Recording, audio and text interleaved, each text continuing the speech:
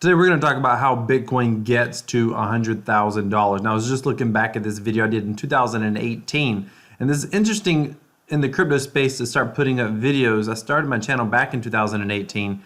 It's interesting because you literally start watching history come true. You know, stuff that I was talking about in this video here, and I did another video somewhere on my channel. It may be this one here, how China can lead to mass adoption.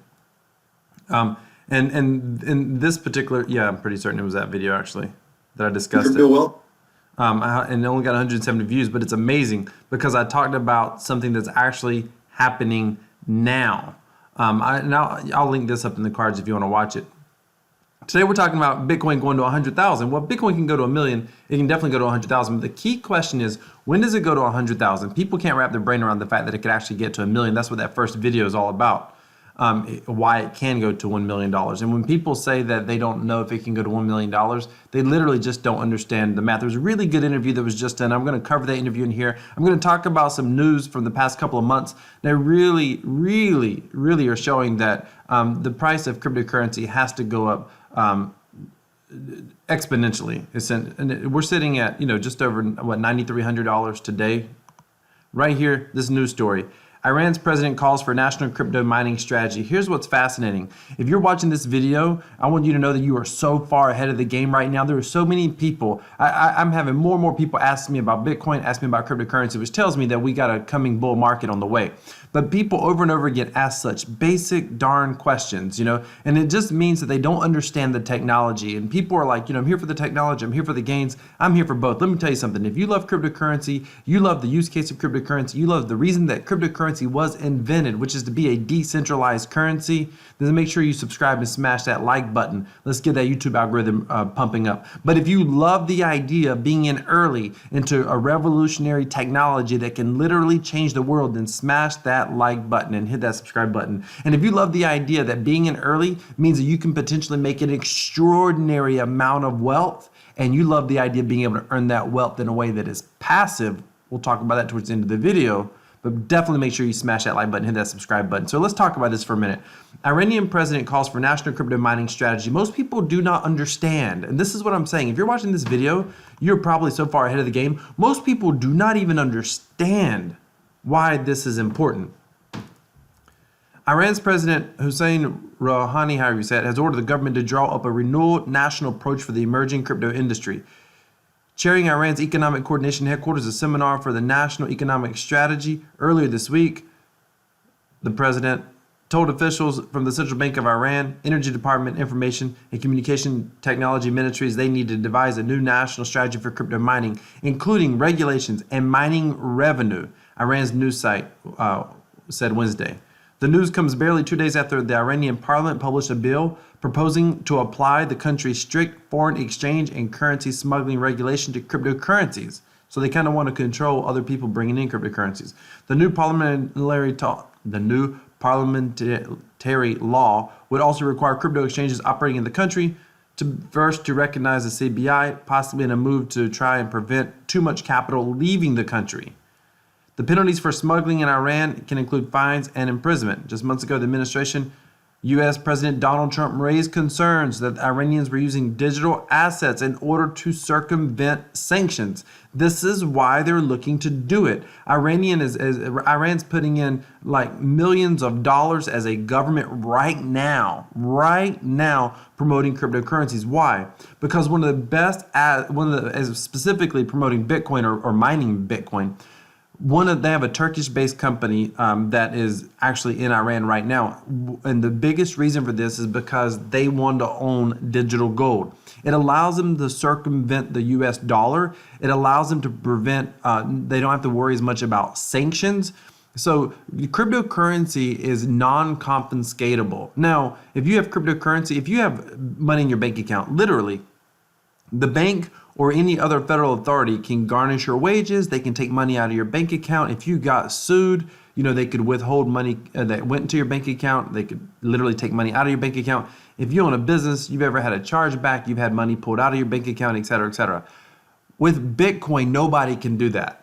Short of physically forcing you to give them your Bitcoin, nobody can digitally, in any way, shape, or form, take it from you as long as your private keys are secure and you actually own your private keys.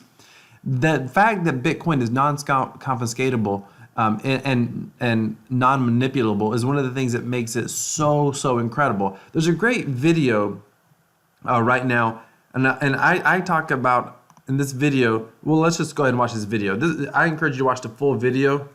I'll put it down in the description. I encourage you to watch the full video, but let's take a look at this story that's developing. So I know your background. I know you're Iranian. It's interesting that Iran is now mining Bitcoin. And because they see that they do not want to expose themselves to the U.S. dollar, they want to escape the U.S. dollar and the way that the U.S. dollar is used politically by censoring the SWIFT dollar mechanism, et cetera. Iran's been sanctioned and they do so using the dollar. So Iran has been pretty, hip to the idea that, we can actually escape the U.S. dollar hegemony around the world by starting to get into this Bitcoin. So now what this will do is naturally other countries like the U.S. or the U.K. will look at that and say, wait a minute, do we want Iran to potentially be the richest country in the world because they would have the biggest Bitcoin position in the world? No, we don't want that. So now we're going to get into Bitcoin mining. It'll be like when Russia launched the Sputnik satellite in the early 60s. It launched the space race, right? America said, we can't let Russia, win the space race. So then they put all their money into space exploration, and we know the story there. So now that Iran has tipped their hand and said, we're getting into Bitcoin, which is the hardest money ever known in the universe, and we could potentially have the hardest money on planet Earth and potentially be the richest country on planet Earth, these other countries will say, wait a minute, no, we're going to get into the game. So they're going to devote all of, energy, budgeting and capital to Bitcoin mining and what I would call a hash war or a Bitcoin mining war, which I think is what we're going to see in the next 12 to 24 months as countries competing with each other to accumulate as much Bitcoin as possible. And then that will drive, again, the hash rate or the calculation per second rate higher, which will drive the price higher. So you get that price will constantly be going higher. I think that is what more likely outcome than the outcome or the idea that somebody's going to decide that they're going to try to control Bitcoin. That's a losing bet. That's a 100% losing bet. So I encourage you to come watch this full video. It's an incredible interview. It's really good. But the idea that Iran is looking to get into, the central bank of Iran essentially is getting into Bitcoin. And this is when does Bitcoin go to $100,000? It goes to $100,000 and beyond when central banks started getting in. Iran's already in. If you're waiting, like you need to, if you believe in the future of cryptocurrency, you need to be dollar cost averaging in. That's not financial advice, but I think you would be crazy not to be at the very least making small purchases. And if you're an entrepreneur, start looking at crypto businesses. Many of you who follow my channel, you know that I'm a huge proponent I'm going to start putting out some content about crypto businesses and creating a crypto business, the kind of business that anyone can create. But you want to be able to start buying dollar cost averaging, earning crypto. You want to be aware of this space, because when the central banks get involved, that's when you see $100,000 Bitcoin. Like, no question about it. It's impossible not to happen. And Iran's not gonna. And this is the first time you'll hear the government probably discourage and disparage cryptocurrency, and it may affect the price short term. I can't tell you what's going to happen, tomorrow or next month, but I can tell you long term the price goes up. Long term, I fully believe it goes $100,000 and beyond. But when you start, listen, we're sitting at almost $10,000 Bitcoin. It doesn't take too many central banks in the world to get in before you see $100,000 Bitcoin. Like, feasibly, we could see that before the end of 2020 if there's enough central banks getting in. Definitely by 2021 or 2022, that's definitely possible depending on the central banks, how many get in, how many start mining. Notice how Iran is also they don't want that currency. They don't want people, cashing in that Bitcoin and being able to transfer it out of the country. And it's not easy to transfer out of the country. Now, some of you are like, yes, you can totally transfer it out of the country, but you really can't, but unless you switch it inside of Monero or you're taking strong stances to be very anonymous. Bitcoin, one of the things they said in this documentary, in this interview, which is so awesome. Valutainment is really, if you don't know about Valutainment, it's really a business-focused YouTube channel. It's really, really good. It does a lot of great interviews, a lot of great business tips, but it's more of a mainstream audience. And I love that he's got people up here about, and he's even got Craig Wright over here, but I love that he's talking about cryptocurrency. This is the kind of stuff we want to see in order for mass adoption to ultimately happen. But when you're talking about one of the things that he says in this interview is he says, they claim that people use Bitcoin for, financial fraud. He's like, you'd have to be stupid to use Bitcoin for financial fraud because of the chain analysis. They can track all the transactions on the blockchain.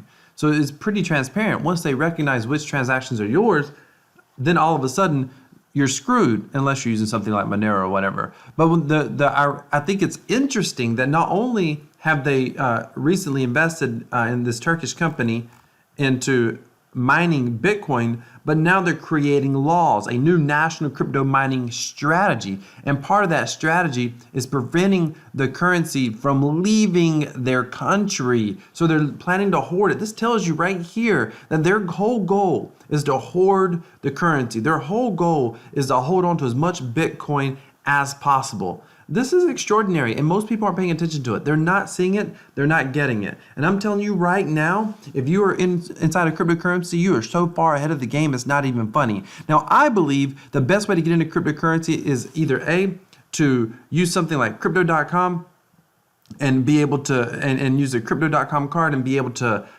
buy in, dollar cost average in. I'm going to be putting some videos on my channel later about how to buy, different ways to buy Bitcoin, how to buy it with PayPal, et cetera, et cetera. You can definitely subscribe to the channel and you'll see those videos coming out in the future. But I believe dollar cost averaging is the best way, and which is just a small amount, no matter if the price goes up, goes down, put 50 bucks a week, whatever, 100 bucks a month, whatever you can reasonably afford. It doesn't matter today. Most people are like, well, if I can only just put back $5 or $10 or, if I earn that crypto tab browser and I only make, $5 a month. People aren't even understanding. It's not about the price of Bitcoin today. It doesn't matter if you put back 50 bucks a month. Realistically, if it goes to 100,000, that 50 bucks is 500. If it goes to $1 million, you're talking about 5,000. You wish you would have put back a whole bunch of $50 if that happens. So it doesn't matter so much about the price today. It's understanding the fundamentals of where it literally has to go. Like, I don't know how it doesn't go up long term. That's my personal belief. Don't take investment advice from me. So I'm just a crypto enthusiast. What do I know? I'm clearly biased, by the way. I clearly own Bitcoin.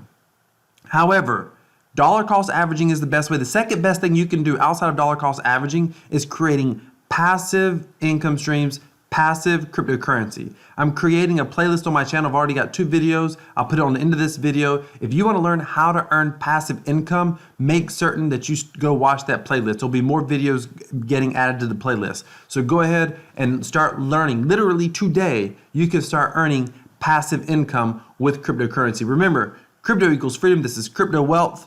I'm out. By the way, let me know down in the comments, when do you think cryptocurrency will hit? What year? 2020? 2021? 2025? What year do you think cryptocurrency will hit $100,000?